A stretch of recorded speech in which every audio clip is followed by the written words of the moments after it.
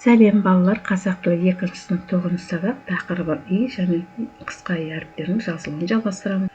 34-ші аптауы жұмбақты оқып шешуін тап. Әжеме өң берген, жиегін көміп керген, етегі желкенде, киім еді ол нендей.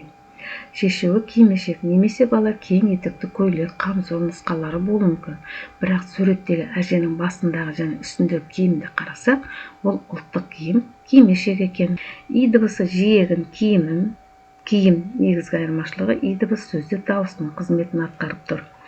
Желкендей, нендей деген сөзді алатын болсақ, бұл қысқа и дауыссыз болады. 35-ші аптығы жаңылтпашты жатқа жаз. Бейсенде бар сеңсең тоң, сейсенде бар сеңсең тоң, кигендерге өңшең тоң.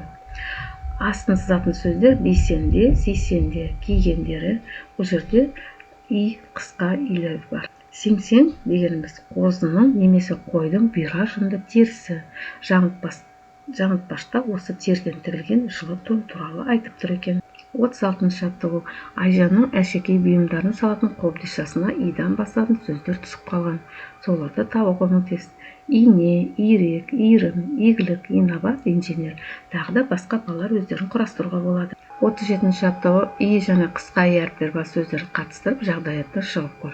Димаш Денештің сабағына киетін аяқ киімін жоғалтып алды.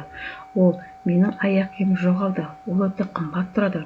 Оны әке-шешем туған күніміз сыйлаған болатын. Табуға көмектесіңдерші деген мазмұнда хабарландыру жазды. Осы хабарландыру арқылы ол аяқ киім таба ала ма? Таба алмаса сен хабарландыру қалай жазар еді? Димаш осы хабарландыру арқылы аяқ киім таба алмайды екен. Себебі хабарландыруда аяқ киім түсі, маркасы, өлшемі сияқты маңызды белгілер жазылмаған. Оның қымбаттығы немесе сыйлық екен туралы ақпарат затты тануға көмектеспейді.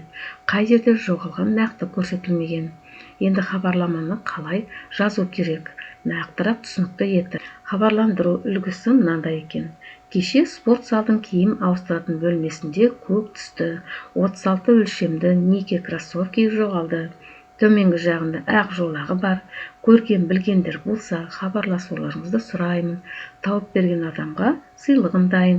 Байланыс телефон деп жаңағы нөмірін қалдырып жазып кетеді екен. Хабарландыруда и және қысқа и әріптер бар сөздерді алдық. Киім, кроссовки, биік.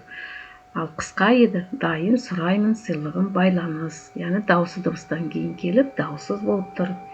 Кеңес балалар сендерге хабарландыру жазғанда заттың ерекше белгілерін, түсі, суреті көрсетті, оны тезірек табуға септігін тигізеді. Балалар, бүгін біз и және қысқа и туралы тағы да жаттығуларды орындадық.